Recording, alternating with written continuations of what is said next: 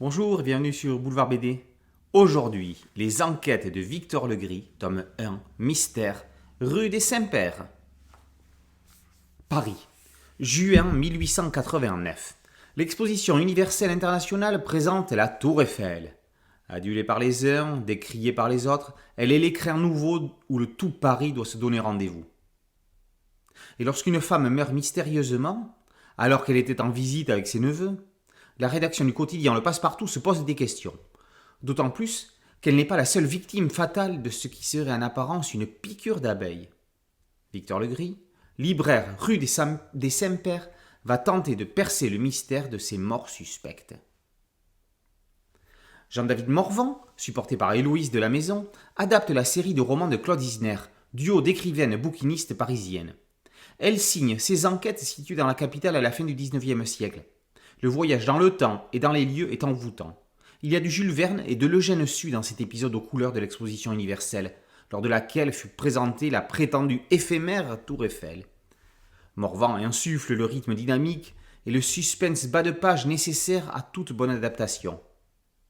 Les personnages secondaires se taillent une place de choix qui ne demande qu'à être développés dans les prochains épisodes, que ce soit Kenji Mori, associé et père adoptif de Victor, ou encore l'artiste peintre Tasha.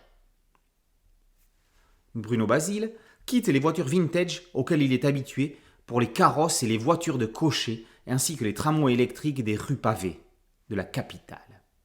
Les couleurs proches du sépia d'Anguille Sauvestre et Thomas Lergenmuller contribuent au voyage dans le temps. Basile adopte un trait plus jeté qu'à l'habitude, privilégiant le dynamisme à parfois la finesse du trait.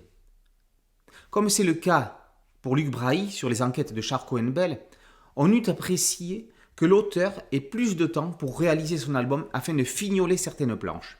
L'ensemble reste fort agréable et ne décevra pas les lecteurs. La couverture a un appréciable côté roman de gare, avec tout le respect que l'on doit à ce genre.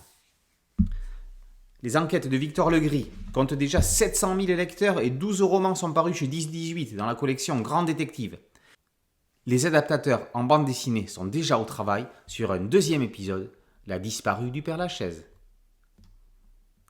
Les enquêtes de Victor Legris, tome 1, Mystère rue des Saints-Pères, par Morvan et Basile, d'après Claude Isner, est paru aux éditions Phileas. Boulevard BD, c'est un podcast audio et une chaîne YouTube. Merci de liker, de partager et de vous abonner. A très bientôt sur Boulevard BD. Ciao.